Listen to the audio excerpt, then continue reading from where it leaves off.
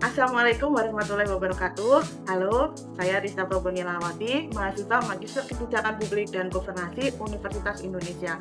Pada kesempatan ini, kita akan belajar tentang sebuah materi yang penting untuk pembangunan di Indonesia, yaitu tentang transfer kebijakan. Pernah nggak kita berpikir bahwa kita akan mempunyai transportasi yang modern seperti di negara yang maju?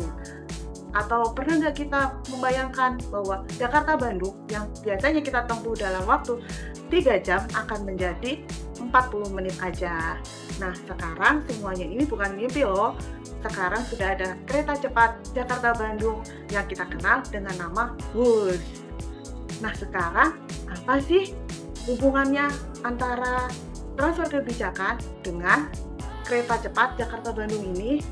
Sebelum kita mulai pembahasannya, kita mulai dengan teori transfer kebijakan. Menurut Deloitte and Marsh, transfer kebijakan adalah suatu proses di mana pengetahuan tentang kebijakan, pengaturan administratif, lembaga pada suatu waktu dan atau tempat digunakan dalam pengembangan kebijakan, pengaturan administratif dan lembaga pada waktu atau di tempat yang lain. Dengan kata lain, transfer kebijakan adalah proses pengambilan ide, teknologi, atau praktik dari suatu negara ke negara yang lain. Transfer kebijakan tidak akan berhasil tanpa adanya agen transfer kebijakan. Agen transfer kebijakan merupakan elemen kunci bagi adanya transfer kebijakan. Setidaknya ada 8 agen transfer kebijakan menurut Jepang. 1 politisi, 2 birokrasi, polisi entrepreneur, termasuk juga lembaga think tank, lembaga pengetahuan, kemudian kelompok penekan, lembaga keuangan global, organisasi internasional, dan lembaga supranasional. Bentuk-bentuk dari transfer kebijakan adalah pertama, transfer kebijakan sukarela. Bentuk transfer ini digunakan untuk menangani masalah-masalah sosial. Kemudian yang kedua adalah transfer kebijakan yang dinegosiasikan. Di sini suatu negara dipaksa oleh negara donor untuk melakukan perubahan kebijakan apabila ia ingin mendapatkan investasi ataupun hibah. Yang ketiga adalah transfer kebijakan yang dipaksakan, di mana suatu pemerintah dipaksa oleh pemerintah negara lain untuk melakukan perubahan konstitusional terhadap negaranya yang bertentangan dengan keinginannya dan rakyatnya. Setelah mengetahui bentuk dari transfer kebijakan, sekarang kita bahas proses pembelajaran pada transfer kebijakan. Proses pembelajarannya ada 4. 1 adalah copying, di mana suatu organisasi pemerintah mengadopsi suatu kebijakan, program, atau lembaga tanpa modifikasi. Yang kedua, emulation, di mana sebuah organisasi menjadikan kebijakan atau program di negara lain sebagai standar untuk merancang kebijakan di negaranya sendiri. Yang ketiga, hybridization, di mana sebuah organisasi pemerintah menggabungkan beberapa elemen-elemen kebijakan dari negara lain untuk diterapkan dan disesuaikan dengan konteks negaranya sendiri. Yang terakhir adalah inspiration, di mana sebuah ide menginspirasi pemikiran baru dan membantu memfasilitasi perubahan kebijakan. Oke, sekarang sudah paham kan dengan teori transfer kebijakan? Terus sekarang apa hubungannya antara teori transfer kebijakan dengan kereta cepat Jakarta-Bandung ini? Yuk kita bahas. Kereta cepat Jakarta-Bandung yang terkenal dengan nama WUS merupakan sistem kereta api berkecepatan tinggi yang pertama di Asia Tenggara. Kereta api ini mempunyai kecepatan 350 km per jam dengan relasi Tegaluar yang ada di Bandung menuju ke stasiun Halim yang ada di Jakarta. Hebat banget ya kereta ini. Sebenarnya bagaimana sih sejarahnya WUS dan bagaimana transfer kebijakan itu terjadi?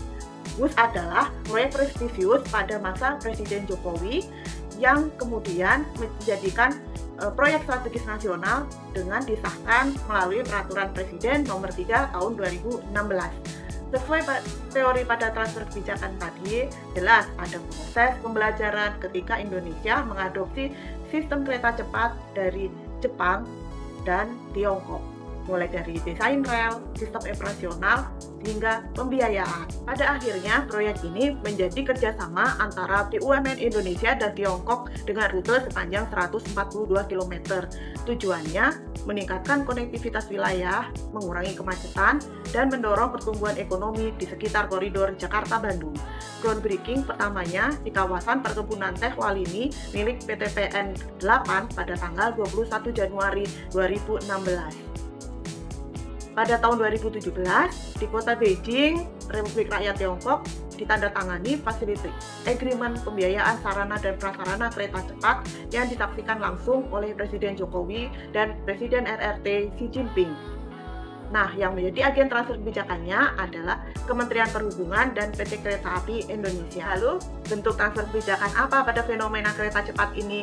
Dari penjelasan teori tadi, dapat kita tarik kesimpulan bahwa bentuk transfer kebijakan yang tepat adalah transfer kebijakan sukarela dengan proses pembelajaran, emulation, dan inspiration. Kenapa begitu? Karena kita ada proses pembelajaran dari Tiongkok maupun dari Jepang, kemudian kita menjadikan kedua negara tersebut sebagai standar terbaik untuk merealisasikan adanya kereta cepat tersebut. Karena pada saat itu Indonesia belum memiliki tenaga kerja yang menguasai teknologi kereta cepat, maka untuk menjamin keselamatan dan operasikan kereta cepat ini, pada tahun pertama diperlukan tenaga kerja asing dari Tiongkok, negara asal teknologi kereta cepat ini, yang mempunyai keahlian, kecakapan, kompetensi, dan telah tersertifikasi dalam pengoperasian kereta cepat. TKA ini akan didampingi oleh tenaga kerja dalam negeri yang dipersiapkan untuk menyerap ahli teknologi dan ahli keahlian dari para TKA, sehingga diharapkan pada tahun kedua dan selanjutnya pengoperasian kereta cepat dapat dilakukan oleh tenaga kerja Indonesia. Proyek ini mencerminkan 3 bentuk transfer kebijakan. Yang pertama, transfer ide, di mana konsep kereta cepat ini merupakan solusi atas mobilitas. Yang kedua, transfer teknologi, sistem rel, keamanan, dan keretanya pun kita transfer dari Tiongkok. Kemudian yang ketiga adalah transfer model pembiayaan, di mana kereta cepat ini dibiayai tanpa ada jaminan APBN dan hanya kerjasama antar BUMN. Jadi proyek BUS ini merupakan laboratorium hidup dari transfer kebijakan global ke konteks Indonesia. Layanan kereta api berkecepatan tinggi ini dioperasikan oleh PT Kereta Cepat Indonesia Cina yang 60% sahamnya dipegang oleh BUMN Indonesia dan 40% dipegang oleh China Railway International. Pertanyaan selanjutnya, apakah proyek ini berjalan dengan mulus? Proses transfer kebijakan kereta cepat ini bukan tanpa tantangan. Beberapa masalah muncul pada saat diterapkannya kebijakan kereta cepat ini. Masalah yang ada adalah masalah pada pembebasan lahan, kemudian adanya lemahnya kerjasama antar instansi sehingga menyebabkan keterlambatan proyek, pembengkakan biaya, dan kurangnya partisipasi publik yang menyebabkan banyaknya resistensi dan kritik. Hal tersebut menunjukkan bahwa transfer kebijakan dari luar tidak begitu saja diterapkan di Indonesia, tetapi harus menyesuaikan dengan konteks yang ada di dalam negeri sehingga tidak akan menimbulkan permasalahan di kemudian harinya. Belajar dari proyek kereta cepat ini, ada beberapa hal yang dapat kita rekomendasikan untuk proyek transfer kebijakan selanjutnya. Yang pertama adalah lakukan kajian secara mendalam sesuai dengan kebutuhan masyarakat sebelum proyek itu dimulai. Yang kedua adalah membangun kapasitas lokal, baik dari segi teknis maupun material. Yang ketiga adalah perkuat koordinasi antar lembaga dan transparansi pengelolaan proyek. Dan yang keempat adalah libatkan warga masyarakat serta aktor lokal sejak masa tahap perencanaan sehingga proyek ini akan menjadi lebih inklusif dan berkelanjutan. Kereta cepat Jakarta-Bandung adalah simbol kemajuan, tapi juga cermin kompleksitas dalam mentransfer kebijakan lintas negara. Kita belajar bahwa meniru itu sangat mudah, tapi menyesuaikan dengan konteks lokal adalah kuncinya. Karena kebijakan yang baik bukan yang diimpor mentah-mentah, tapi yang diolah dengan baik untuk menjawab kebutuhan rakyat kita.